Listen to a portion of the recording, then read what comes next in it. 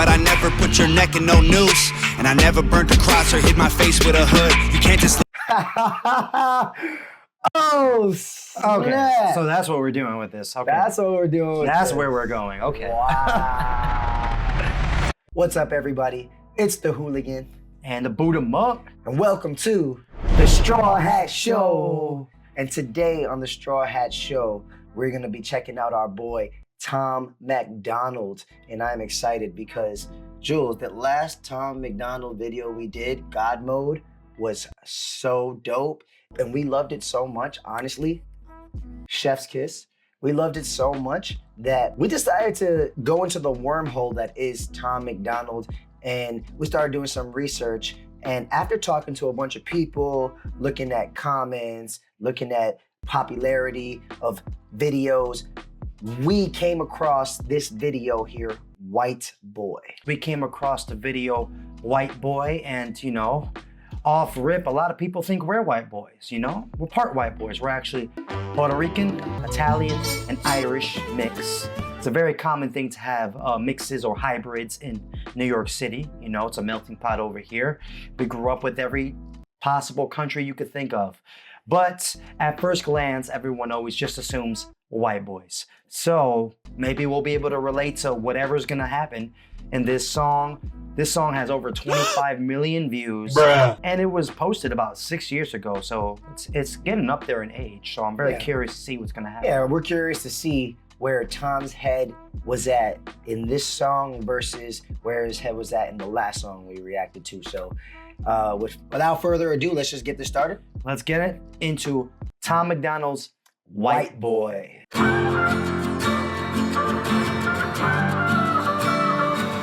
I cannot feel guilty for that I didn't do, but I can understand the reasons why you think that I should. Yeah, I'm white, but I never put your neck in no noose. And I never burnt a cross or hit my face with a hood. You can't just... Oh, snap. Okay, so that's what we're doing with this. Okay. That's what we're doing with That's this. where we're going. Okay. Wow. Wow. Yo, he's 6 years ago, he's still following the same formula. He's just getting straight into the song. Oh, we can't say he's still. Maybe he started. He's still following. No, today. I mean 6 years ago. I'm just arguing semantics. I apologize. I know. I was referring to like 6 years ago till today. Oh, sorry, I didn't. 6 years ago till today, he's still following the same formula. He's starting the song off without an intro, just coming in with a strong statement to capture attention. And he goes, I cannot feel guilty for that I didn't do, but I can understand the reasons why you think I should feel guilty. All right? Yeah. I never put your neck in no noose. Ooh. It's clear the direction that this song is going to. I know. I also want to just make the remark in the video. I love how they show the SJ dub kind of beta male just getting mad. Who's this guy talking? I didn't even notice that. Yeah, you can tell. It looks like he's in a classroom, right? Yeah. He's got all the classic syndromes of SJW, beta male. You know what I mean? He's got a 5 o'clock shadow to probably hide the potential double chin that might be coming in on his skinny fat body. Yep. And he's super pale from not getting enough sun and being out there. Yeah, man, he's am I being judgmental right now? I don't know. Let's keep watching. Never put your neck in no noose. And I never burnt a cross or hit my face with a hood. You can't just label me racist, cause I'm related to people who did some terrible way back before I was alive. My parents brought me up to treat everyone as an equal. I refuse to feel ashamed cause of my pretty blue eyes. And Nazi, white supremacist. Anyone who labels me as that because of my family genetics. The hatred for Caucasians is so pathetic. Go be proud that you're black, but don't hate me for some credit. Whoa. Oh my God. Yeah, this is statement at bold statement. There's no filler line. Everything is just hitting you, punching you in the face. He's Mike Tysoning the beat. Bang, bang, bang. I said, don't make me feel guilty for my pretty blue eyes. He said F a Nazi. Yeah, he said F a Nazi, straight up. F a white supremacist, indicating that he's not about this racist bullshit. He's not about racism. He's not about Nazism and racism, but he's saying, don't hate me, because... No, he said F a Nazi, F a white supremacist, but I label anyone that if they're gonna judge me for my skin. So he flipped He said my family genetics. For my family genetics. He flipped it on their head, basically. So he basically came in hard with the, I don't support racism by saying F a Nazi, F a white supremacist, but then turned around and said, but I'm gonna label you as that if you're gonna judge me on my race. Basically for being white. Yeah. You know, and and he also said, he said, don't hate me for some credit. Like it's a trend to like just hate on white people these days because America wants us to think that everything's racist. Inch of this country is racist, which is a complete lie. Yeah. Come to New York City and you'll find out. Come to New York City. Come to New York City. Things work a little differently over here. Things work a little different here. And that's not to say that things aren't really racist in other parts of the country, but to try to brainwash everyone to hate anybody, whether it's whites hating blacks or black hating white, it's just this whole media is just brainwashing us all to hate each other. But I digress. Let's get back in. What's up, everybody? We just wanted to take the time out to say thanks for watching the reaction. We also wanted to take the time out to introduce you to who we are and what we do. We're Strawhat Dynasty, a twin breakdancing rap duo from NYC. We've worked years now in cultivating our ability to make quality music videos, breakdancing, and overall entertaining. We pour everything we have into every song, every video, in order to provide you with the best entertainment experience possible. So if you would take the time to check out some of our original music, our content, and follow us on all platforms, we would super appreciate it. We're just two brothers following our dreams, and we appreciate your support as you join us on this life journey. Thanks so much. Now back to the reaction. For Caucasians, it's so pathetic. Go be proud that you're black, but don't hate me for some credit. I'm not the white devil, neo-Nazi, cop trying to pull the trigger. You can call me what you want, but I'd still never say the white race as a whole ain't the enemy. There's racist white people, but we're far from that collectively. White boy, don't say that. White boy, oh you so bad. White boy, you wish you were black. White boy, dear white boy. White boy, white noise. I can't say it with my white voice. White boys, white lies. Don't tell me how to see it through my white eyes. Woo! I got goosebumps. I got goosebumps too. Is that a twin sense right there? Twin sense. Yo, that was crazy. Honestly, that was super dope. Oh my God. Wow. Yo, I really like this hook because I like the way it sounds. He said, white boy, white boy. Did he say white noise? White boy, white noise. Like I'm not trying to hear it. Yeah, okay, yeah. Which is cool because like the actual effect that he's using when he's mixing it sounds like what some might consider white noise in sound. You know what I'm saying? It's distorted. He's using distortion. He's EQing it, so he's taking out a lot of the low end, and it sounds almost like it's in a box, like telephone. And you know, on the telephone, you can hear a lot of white noise. Yes. You know what I'm saying? Maybe I'm reaching, but maybe he really thought about this when he made the song. And then he said white lies. Which is a common phrase. I forgot what that meant when something's a white lie. And then he said, don't tell me how to see it through my white eyes. Like, don't tell me how to look at a situation or something that's going on. Okay, so I remember before the hook came on, he said, I'm not a neo-Nazi, I'm not this. You can try and pull the trigger. But I still I'll never say N-word hard R. N-word hard R. Right? Basically just like, yo, man, I'm not gonna do it. I'm not gonna say it. You can bait me. I think he was saying you could bait me into it, I think. I think he's just saying like, listen, I'm not racist. I don't use that word basically. So just because you see the color of my skin doesn't mean I'm racist. Doesn't mean I use the N-word, especially in a derogatory way. And I don't do that. Yeah, this song is basically summing up what they call reverse racism, which is like hatred for white people, like you're automatically racist because of your white skin, and then bringing in what they call white guilt, like I should be guilty because my skin is white for what other white people did in the past who may not even be related to me. You know, I've heard this argument before, you know, talking about systemic racism and how because of the sins of all the white people in the past that if you're white, you inherently have racist tendencies and are racist and are not even aware of it.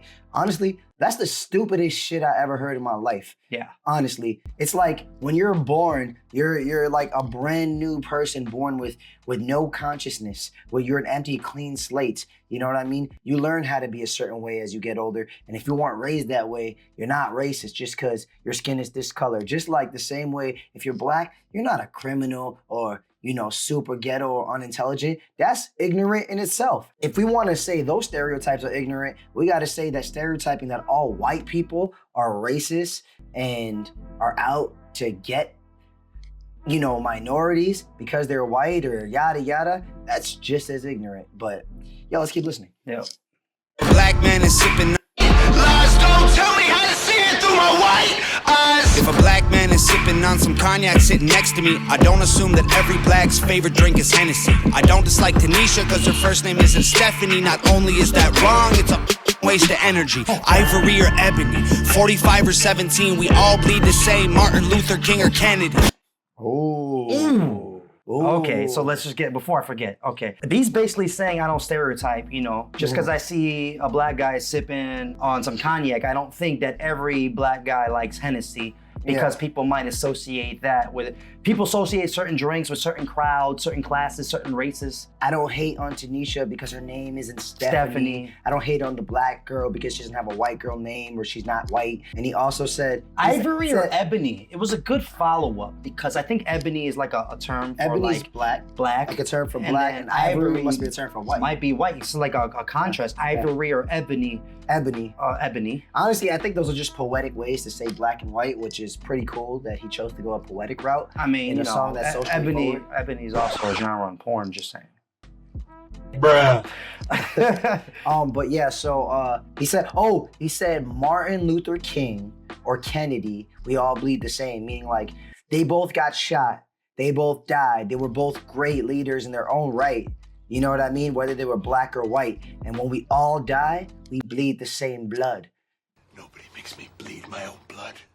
Nobody. You know what I mean? We bleed the same blood. Same blood. You know what I mean? Yeah. Yeah. All right, let's keep watching. Ivory or ebony, 45 or 17, we all bleed the same. Martin Luther King or Kennedy. They're angry, I'm reciting the facts. He's white and he raps, he stole the culture right from the blacks. Okay, it's fire, but we lit the flame, he's siphoning gas. So this corny little honky man, the whitey is whack. You letting history perpetuate the hatred within, and then you paint me with the brush you painted slave owners with. Yeah. Ooh. We're letting history perpetuate the hate that's inside of us, and then you paint me with the same brush you painted slave owners with. As in, like, you're letting the hatred of the past perpetuate what's going on. Like, kind of just instigating what's going on or pushing what's going on. You're allowing the hate from the past to basically create your view on who I am right now. Paint me with the same color you painted slave owners with. Another very poetic way. Very poetic. Very poetic, actually. I don't know if he gets credit enough for being poetic, but he's showing a lot of poeticism in these bars right here. So. And it's very high level poeticism because a lot of what he's saying is very straightforward. But when you can make something straightforward sound poetic, it's not an easy thing to do. So, you know, we are also critiquing his rapping as well, or, you know, analyzing it. And he's rapping very chill, using a very steady flow. It's not too complex, but it's what it needs to be for him to do this level of straightforwardness and poeticness. Yeah, it's less about his rhyme schemes and his level of flow. And I'm not saying he's not doing that. He's doing rhyme schemes. I didn't say he wasn't doing that, though. Okay. Don't put words in my mouth. I didn't say you didn't say he wasn't doing it. Okay. I said it's less about that and more about the statements he is making. And I think that's done on purpose. I don't think he wants to distract us with too much going on, and he wants to just get the message out there so it can really punch us in the face. I actually feel like there's actually an equal amount of rhyme scheming in this. Constantly rhyme scheming throughout the whole entire thing. The only reason it doesn't sound complex is because it's so straightforward. The hatred within, and then you paint me with the brush you painted slave owners with. Yeah. White boy, don't say that. White boy, oh you so bad. I like that. White boy, that's cool. You remember those deaths, right? I remember those deaths. Everybody knows those deaths. white boy. White noise, I can't say with my white voice. White boy,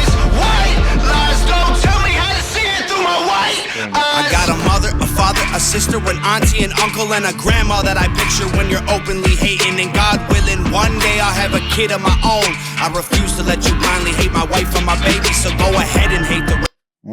Wow. Okay. He's basically saying, yo, I have a family too. Just like you. You have a family. So when you're openly racist towards me, I think about them because I can only imagine that you're doing that towards them as well. Yeah, I think he's just really trying to open up the human aspect that I think everybody can relate to. Everybody's a human. Everybody has family, whether you're white, black, Hispanic, Asian. Everyone has a family that they love. And I think that he's trying to maybe get through to the listener, maybe the listener with the opposing opinion, by trying to resonate with their emotional side, their emotions. Because honestly, everyone was talking about empathy for minorities, empathy. And I'm Puerto Rican, so don't give me this bull crap like, oh, yo, you don't know what you're talking about because this, that, and blah, blah, blah. Stop it, all right?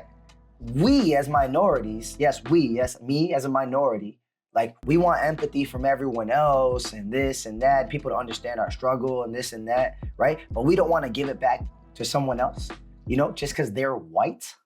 Like, that's ridiculous. That takes away the whole human aspect of being human. Like, you're dehumanizing someone. It's like you can't have your cake and eat it too. It's because respect goes both ways. Like, it goes both ways. I could see this going pretty well if it came out today, because, you know, that awareness has had its light shed on it. People are starting to see how ridiculous this sounds today. But this was 6 years ago, at the height of when all this started popping off. So I can only imagine the backlash and criticism that he could have got from making a song like this. People were probably like, you know, you see people in the video he's going like this. People like kind of mocking him. Everyone throughout the video is kind of just looking at him like, who is this guy? Yeah, who is this guy? It doesn't help that, you know, he's a white boy with braids. You know, people probably face tattoos. People probably accusing him of appropriating culture, which is another ridiculous thing that I've heard. But we'll talk about that later. Let's keep listening, bro. Yeah. Kid of my own. All that I picture when you're openly hating. And God willing, one day I'll have a kid of my own. I refuse to let you blindly hate my wife and my baby, so go ahead and hate the racists. I pray for their extinction. If you wanna hate the white people, just make the distinction between the ones who want the best for everyone regardless and the ones who build the system just to smother you with hardship. Stop before you say it. I know what you've been thinking. How's a straight white male in 2018? You're making me the villain by demonizing my race for things I didn't do and decisions I didn't. He paused. What did he say? I don't know, bring it back. Let's pause that over there. Too much. Wait. I refuse to let you blindly hate my wife and my baby, so go ahead and hate the racists. I pray for their extinction. If you wanna hate the white people, just make the distinction between the ones who want the best for everyone regardless and the ones who build the system just to smother you with hardship. Stop before you say it. I know what you've been thinking. How's a straight white male in 2018? Bitchin'? Bitchin'? Yeah, I know what you've been thinking. Because he bleeps out his curses, I noticed. Yeah. You know, probably for like the algorithm, YouTube purposes. How's a straight white male in 2019? 2018. Oh, it was a while ago. 2018 bitchin'. Oh, and then he also said, go and hate the racists, that's fine. Just make the distinction between the white people who are actually trying to give you hardships and between the ones who are accepting or fighting for equality. He's like, yeah. And he's actually acknowledging that racism exists and that there's people who are like on top of the world who are probably white in our country who run shit that makes stuff harder for everybody because it's really a money game. Thanks, Ren. It's really a money game, you know what I mean? The people on top who have all the money are trying to control everything. But he's saying make a distinction. They're the ones who built the systems that you're claiming smother you with hardship. Not me. Know what I mean? Not me. I didn't do this, bro. It's like me. I mean, according to the last song, he couldn't even pay his rent, barely afford food for the longest. That's true. That's true. So he knows hardship. He can empathize. Yes. All right, cool. You say it, I know what you've been thinking. How's a straight white male in 2018? You're making me the villain by demonizing my race for things I didn't do and decisions I didn't make. No one that I call a friend has ever owned a slave, and neither did our dads or our dads' dads. Sakes acknowledging atrocities were wrongly committed is all that I can offer while I'm wrongly convicted. I would would never hate a man for what God gave him in pigments, and I would never plot against him just because he is different. I would never judge a human for the cards he was given, or call him lesser than myself because of the race that he's mixed with. White people that you hate aren't your neighbors or lawyers. They're the Rockefellers, Rothschilds, Bushes, and Royals. They're the people who monopolized the water and oil and injected your communities with drugs that they spoiled. Got no patience for Nazis. Wow. Okay. So there's a big call out on the big powerful names. Rockefeller, Rothschild. He's basically building off of make a distinction. And then he's giving you examples. These are the people that are causing you hardships or that are in charge of the systems that you claim are really bringing you down. And he also said that I never had a friend who owned a slave, and neither did their parents or their parents' parents, or they're basically saying like you can go back, but you're not gonna link us to racism, basically, or racist acts. Like you can't link my family tree to it. And then just doubles down on, I will never judge a man for the pigment of his skin. I will never judge a man for something he can't control that he was birthed with. Just basically, he's just summing up everything, hitting them with statements. And then the more intense he's saying these straightforward statements where he's just blatantly saying, I am not racist, the intensity in the video cranks up. People throwing papers at him. You got the guy crying, got people shouting and pointing at him. It's getting a little intense. It's a metaphor for what happened at the time and what continues to happen. People are getting triggered. I think they're better off dead. They're fighting hatred with hatred, making the hate more intense. I don't want nothing to do with either side of the fence, so don't blindly attack me for wearing braids on my head. Hate the people who believe you put yourselves in the ghetto. Hate the ones who teach their children you ain't cause they said so. Hate the ones who think you're all the same and judge you profusely cause the way that you're portrayed on our news and in movies, being white and being Damn. Oh my goodness. He just basically like, yo, don't hate the people who are convincing you that you can't get out the ghetto or that you can't do it. Because that's the narrative, really, if you think about it. The narrative, it's a very victim mentality. You know, you got, and you know, I could openly say this now because I'm not working there no more, but we used to work in the Department of Education of New York City. And honestly, there was so many teachers there with crazy agendas trying to push political views on children, which is super wrong in my opinion. Borderline evil, if you ask me. Yeah, and like kind of just like putting it in their mind, oh, you're black, you're Hispanic, you're a victim.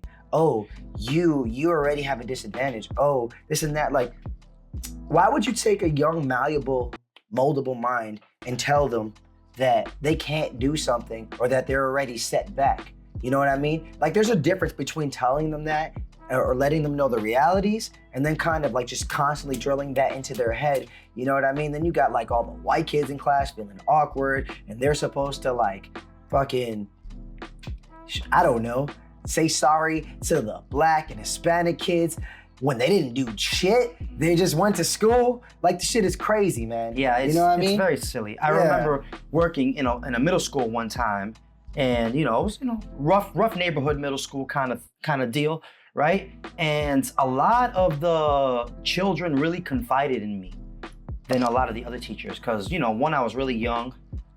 Two, I rapped, so I would like rap for them, and they would like connect with that.